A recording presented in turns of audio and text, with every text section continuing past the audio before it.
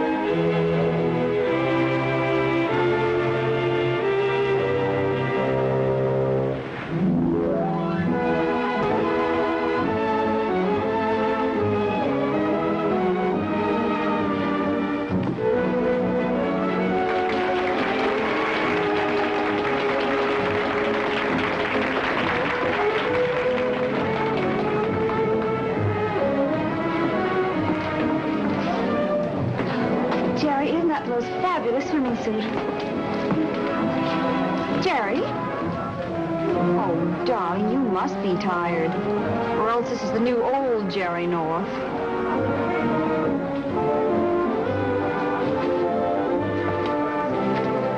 Well, glad to meet you.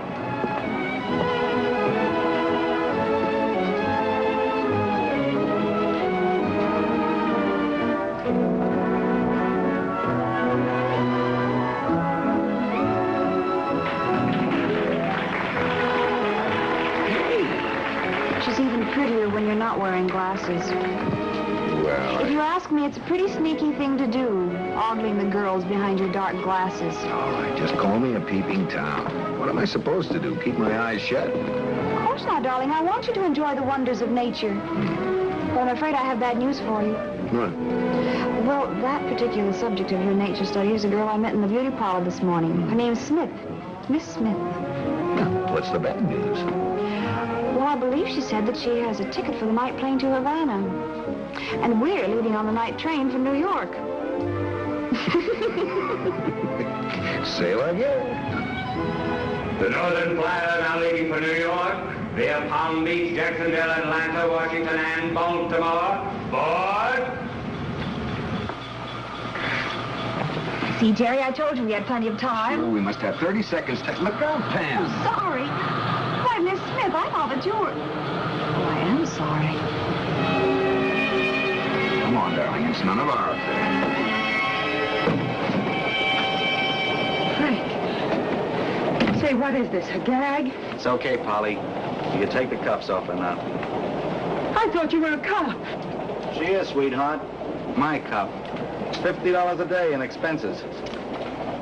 You mean you had me kidnapped right out of my hotel? Why, no, honey. Not kidnapped. We're eloping. You and me and a couple of reliable witnesses. Romantic, isn't it? You and I, we're getting married? Yeah, as soon as this train hits a certain time. And little old Georgia, it's all arranged. Oh, is it all arranged? I don't remember anybody asking me about it. You knew there was something I forgot. Well, how about it? I'll give you a quick answer. No, I wouldn't marry you. I'm not asking you, I'm telling you. That federal grand jury up in New York is going to hand down a criminal indictment sometime in the next 24 hours. It'll say something about income tax evasion on the part of Frank Bonner, bookmaker. Got that? I was already here in Miami with plane tickets to Cuba. Shut up. The Treasury men will pick you up wherever you went. I won't talk, Frank. Really, I know. Not when we're Mr. and Mrs. Bonner. Wife can't be made to testify against her husband. Very neat. Did Laughing Boy figure this out for you? Ernie does my bookkeeping. I do my own thinking. You're just lucky I'm not the old-fashioned type. I'm a lucky kid, all right. You said it. Because there are other ways of making sure you don't talk out of turn. An old-fashioned guy would have thought of them first. But, we don't have to worry about that. Do we, honey?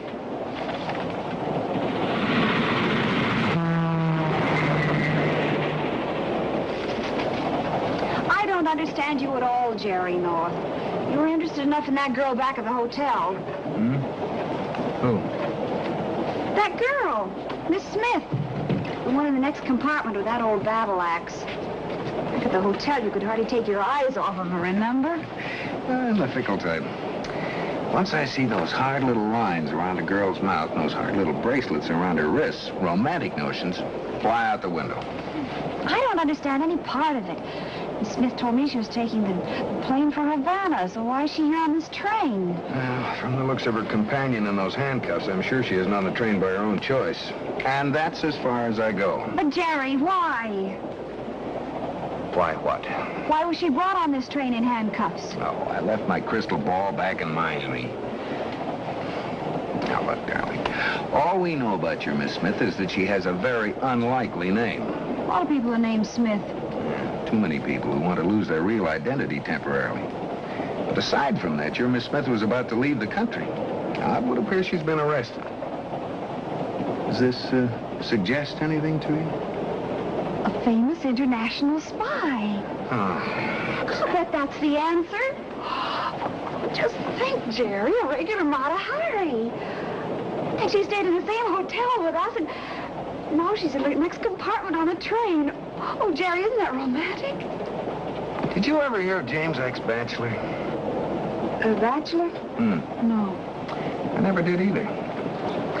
He's got a story in this magazine. It's great. It's a raw, lean style of writing. Hard-hitting, masculine. Strictly a young Hemingway. Where are you going?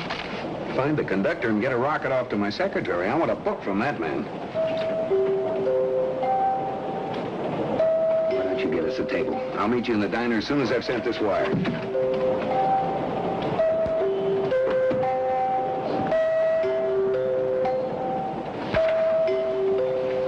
Your bride-to-be is hungry.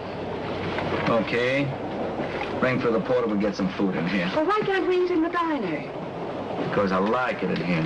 Oh, stop. I'll behave. You don't want me to get that cooped-up feeling before we're married. If you ask me, Frank, it makes us look more legitimate. You know, everything open and above board. Who asked you? Okay. You be a good girl. We won't get you dessert.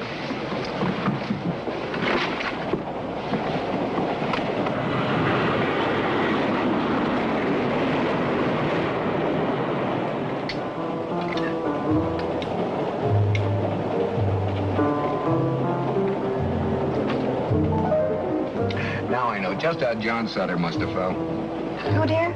Sutter, the man who discovered gold in California. Oh. You're still brooding about that mystery woman in the next compartment. Oh, you're hopeless, darling. I know it's a romantic idea, but... Your cloak and dagger lady just came in. Sit against the window. Sitting room.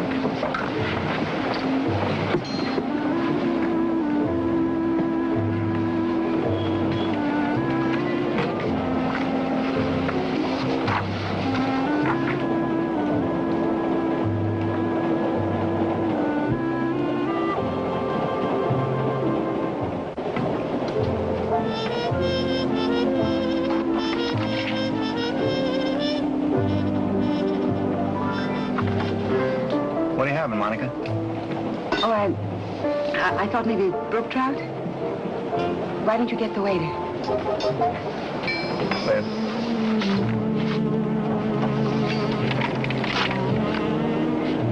Did you tear up the slip? Oh, I changed my mind about the trout. Did you have to tear up the slip? Oh, let's not make a big thing of it. Get me another slip. Give her another tab, please. If I can just bring out a book by this man Batchelor, it'll be the literary gold mine of the decade. That would be nice.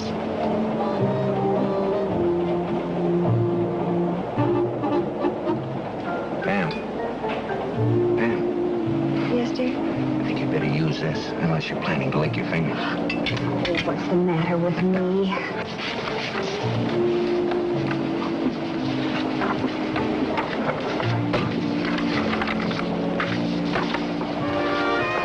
Sarah? Yeah, sure.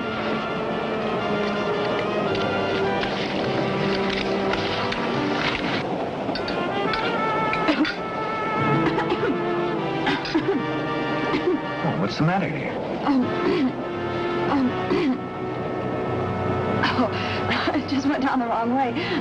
I'm all right.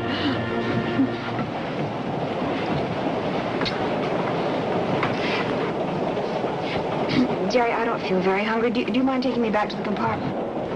Oh, of course, dear. Excuse me.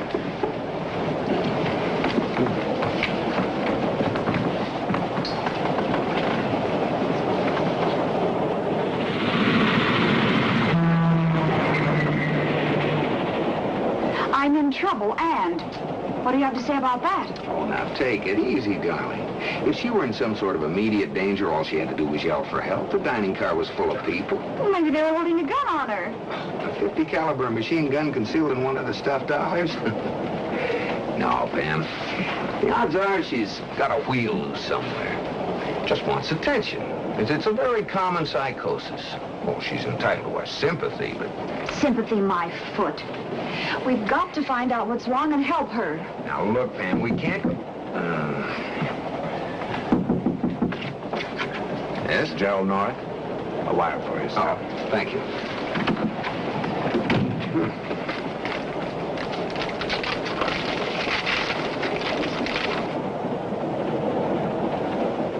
Oh, no. Something wrong, dear?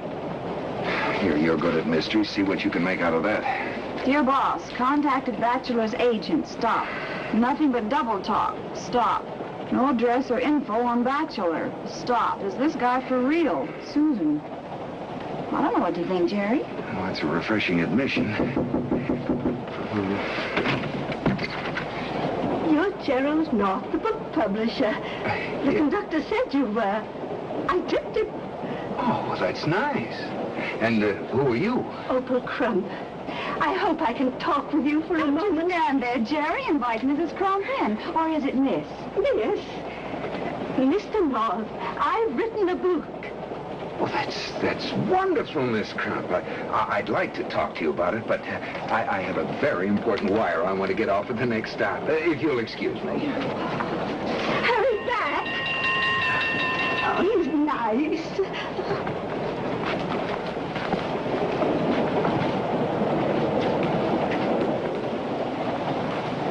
While Frank's having a cigar, I want to have a talk with you.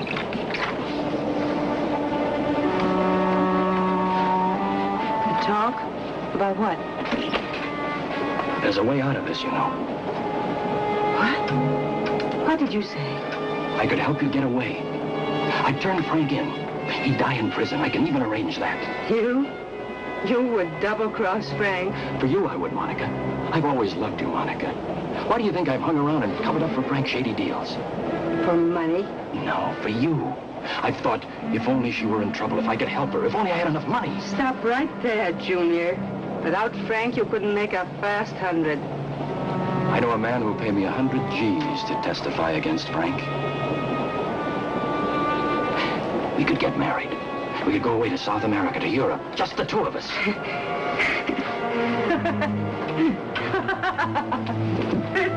Just the two of us. Mr. and Mrs. Rat. No thanks. Frank's no prize, but at least he's a man. But Monica... Don't touch me. You'll make my flesh crawl. Monica... You... And that's how we spent our vacation. I can't imagine what could be keeping Jerry so long, Miss Crump. That's all right, dear. Don't worry about me. But perhaps I'd better go find him. I understand how it is with you young people. You can't bear to be apart. Tell Mr. North I'll call on him at his office in New York. And it's been nice talking to you. Thank you, dear. It's been a pleasure, Opal.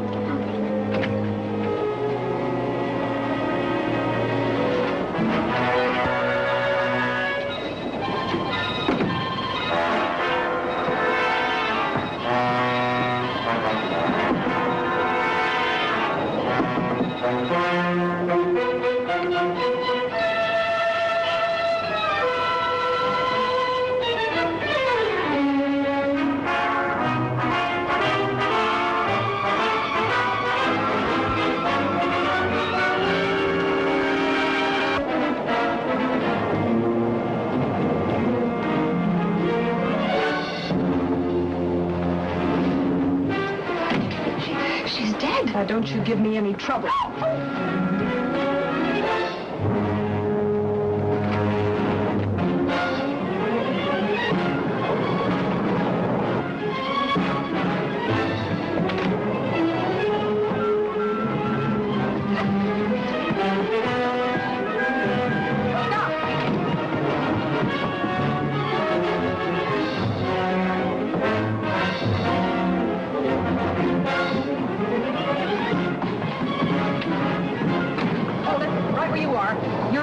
For murder.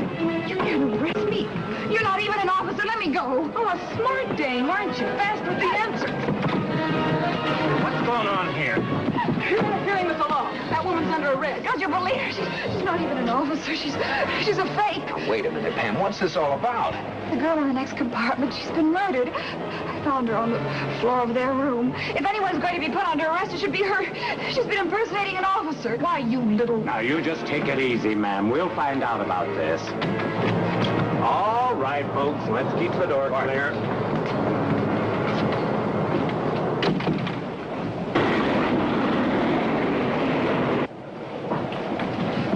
Remember Bill Weigand telling us that officers only carry revolvers? Well, she was carrying an automatic, and that's how I knew she was a phony. All right, darling. Now, let's get back to the murdered girl. Well, I thought I heard some strange noises coming from this compartment, so I came out to investigate. And I knocked, and there was no answer, so I shoved the door a little like this, and it opened, and I... What have you done with her? What are we done with who? What is she talking about? What are you doing here? Mister, we caught your friend holding a gun on this lady. And Mrs. North, she says there was a dead woman in your compartment.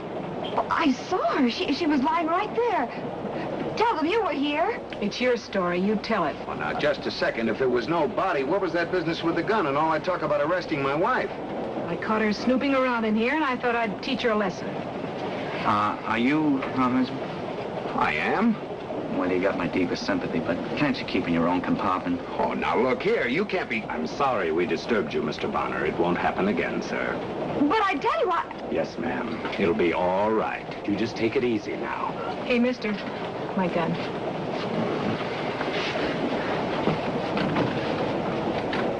I wonder where she is. That's a good question. And I'm interested in the answer.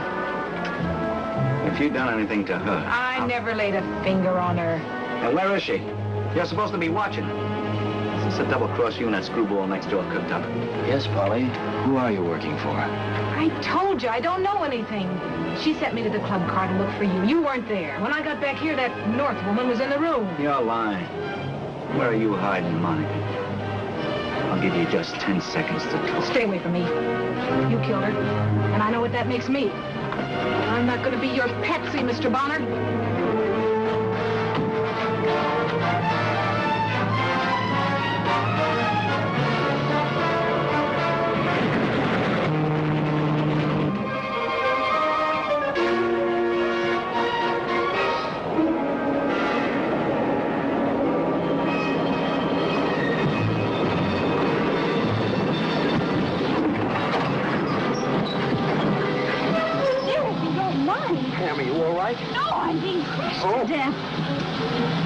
Jerry, you're simply going to have to go on a diet. Oh, come on, Jerry, something's happened. Get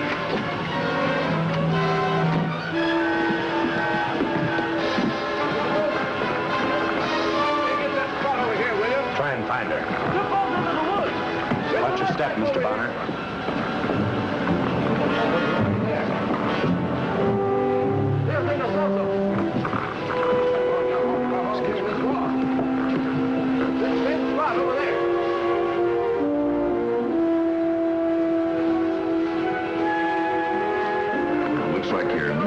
Decided to take a little stroll, darling. You wait here. I'll have a look.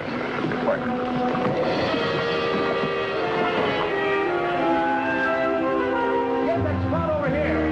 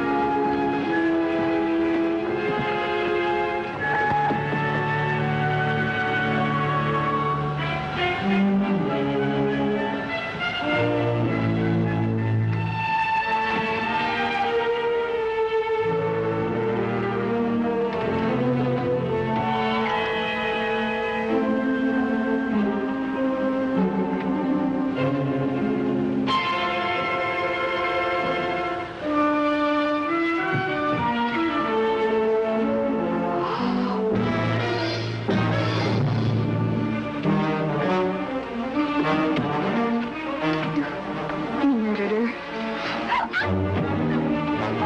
Let it go, Ernie. I was outside on the tracks. Saw a sneak in here.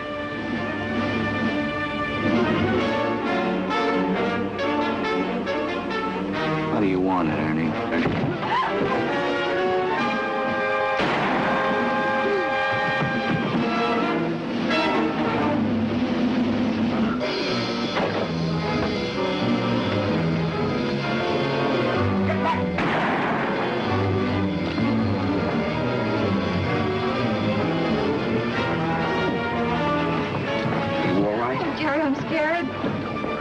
You won't get far. Come on.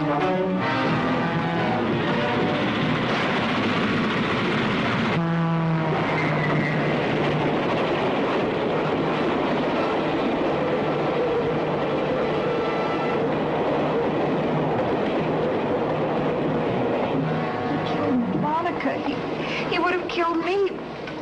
He shot Bonner. Oh, still, it's a horrible way to die, Jerry.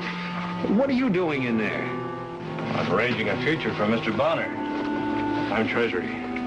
Followed Bonner down to Florida and back. After I passed him up, I thought I'd see what I could do for the taxpayers. This evidence should keep Mr. Bonner out of circulation for quite a while. Newark, next stop, Pennsylvania Station. Oh, Jerry, I'll never get this thing closed. Here, let me see what I can do. I don't understand. We didn't have any trouble with this bag at the hotel. What are you doing? Stealing blankets from the Pullman Company? Jerry, what a thing to say. Of course not. Well, let's see, what is it? What's this? And where did it come from? Well, Jerry, you see... Don't tell me. I know that sweet little old lady, Miss what's Crump. Yeah. Oh, how can you do this to me? You know I haven't got time to read every ambitious amateur's crosswinds. Must be 1,000 pages. I ought to make you read it. I hope Miss Crump thought to put her address in it so we can mail it back to her. Crosswinds by James X. Batchelor, Opal Crump of... James X. Batchelor? Oh, Boo told me that's her pen name. You darling, you sweetheart, you ever-loving little gold mine. Yes, he's here. We just walked in the door.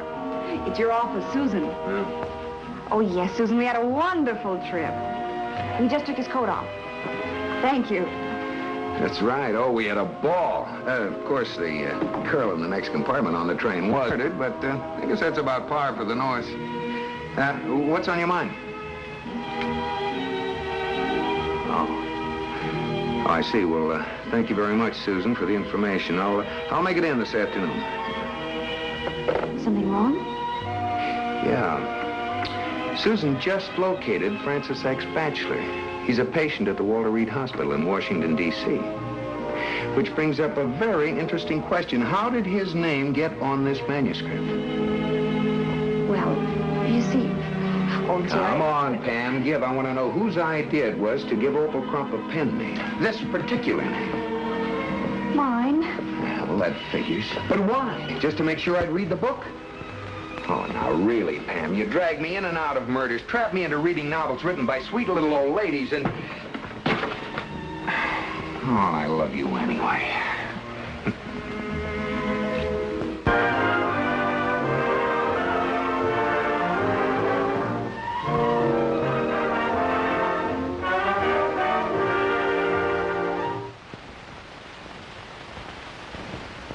Mr. and Mrs. North is directed by Ralph Francis Murphy. A John W. Loveton production. Produced by Federal Telefilms. Starring Barbara Britton and Richard Denning, featuring Francis DeSales.